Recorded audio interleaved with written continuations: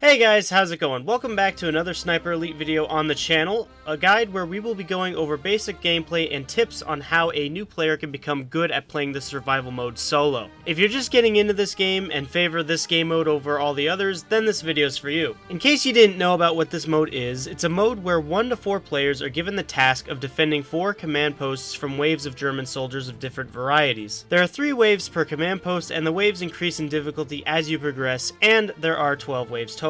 Before you start a solo game, this is what the lobby looks like, and you have access to class customization and perks to customize your experience. You unlock weapons and perks as you level up playing the game, and it does carry over from whatever you unlock playing the campaign. You also have tabs that changes the difficulty and an operations tab that shows you different formations of the points on the map. You never have to worry about selecting your items such as grenades because every command post has supplies and equipment that you can use to repel the attack. Alright, so for this segment of the video, I wanted it to be about the perk system. I wanted to show off what perks I'm using. I have all of them unlocked, and they actually do help quite a significant amount.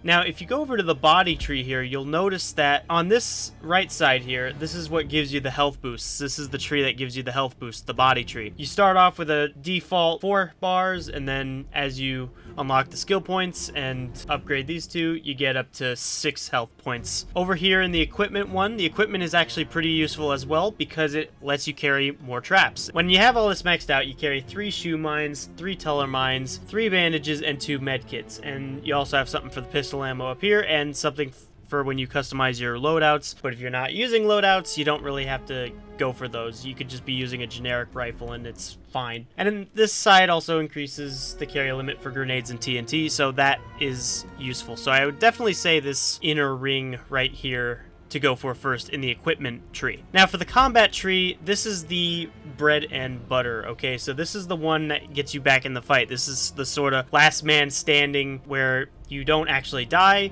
and you can actually be revived when incapacitated on this very first unlocked slot here.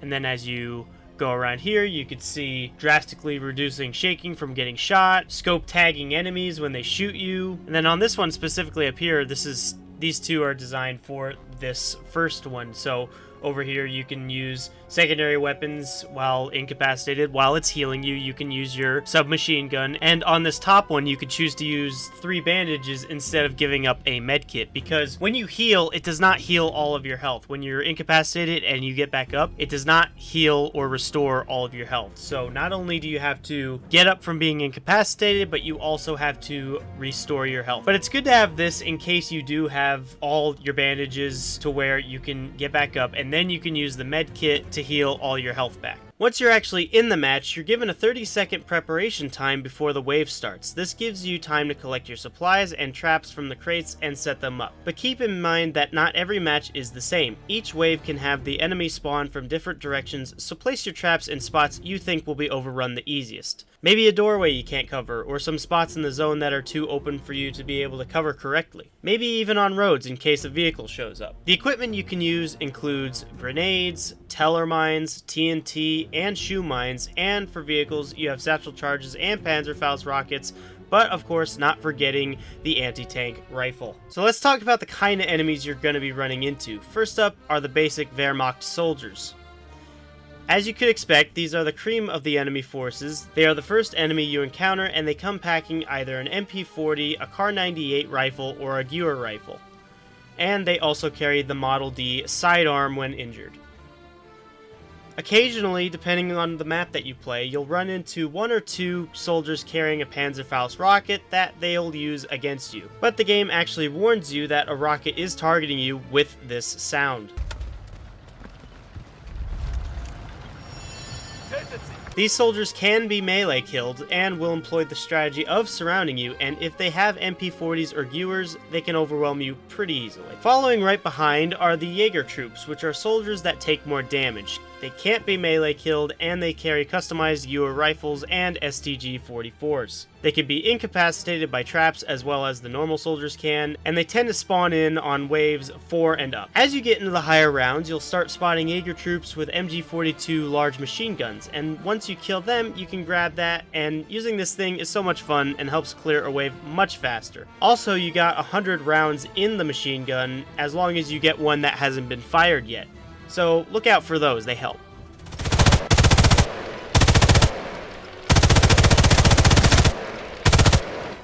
The spotter is a soldier who wears goggles and a bandana on his face, and he carries a flare gun, and he'll try to call down an artillery strike on your last known position. So it's better that once you know where he is, to kill him as fast as you can, because if he drops his flare gun, you will then be able to use that against the enemy forces. However, the spotter cannot kill his own men with the flare gun that he uses, so keep that in mind as well. There will be no friendly fire on account of this guy. Officers are another unit you'll be running into. There are the standard officers and the elite officers. The standard officers carry a Luger P08 pistol and can be melee killed, and they have different uniforms depending on which map you're on, such as amongst the Rebel map where some of the officers are wearing general's uniforms. There's not much difference from them compared to a lower ranked standard officer. The elite officers, however, cannot be melee killed, and the way to recognize them is by their black or gray uniforms, again depending on which map you play. Every command post on every map will have a sniper round. Of course, varying on the map you play, some command posts will have their own dedicated wave of just 2 or 1 snipers, or they may be sprinkled in with other standard enemies on other maps. The snipers spawn in fixed vantage points and come in 2 variants, the standard and the elite. Other than appearance, there is no difference between the standard and elite. They both spawn in fixed locations specific to each map, and they both deal bleed damage, where if they shoot you, your health will slowly drain. To stop this, you can heal using either a bandage or a medkit. Medkits heal all health bars no matter how low, and the bandage heals 1 bar of health. Some waves will have 1 sniper, and other waves, mostly higher ones, you'll get 2 snipers, but luckily, you'll never be in a position where you'll see 3 snipers in one sitting. As you progress through the waves, you'll start noticing more and more vehicles, but the first one you'll ever notice is a motorcycle. A motorcycle carries 2 troops, a driver and a gunner. The motorcycle can come on any round on any command post, but it's most prominent in the first couple of waves. Kubel wagons and trucks carry troops and can make for good targets if you launch a rocket or if they hit a trap on the road. Killing them this way helps clear waves faster and prevents them from doing any damage to you. The Kubel wagon carries 2 to 4 troops, while a truck carries 8 to 10 troops. And last for the vehicles, we have the armored vehicles, the 222 scout vehicle and the Tiger tank. The 222 carries 2 troops, a driver and a gunner. It can be destroyed with 2 direct hits from a Panzerfaust or a satchel charge to the back and shooting the exposed engine. You can also snipe it from long distance by using armor-piercing rounds in any gun by shooting one of the hatches and then the exposed engine. And it's even possible to shoot the 2 men inside, but the gunner is more difficult to hit. The tank carries 3 crewmen inside and can be destroyed by flanking to the back of the tank with a Panzerfaust and shooting its exposed engine.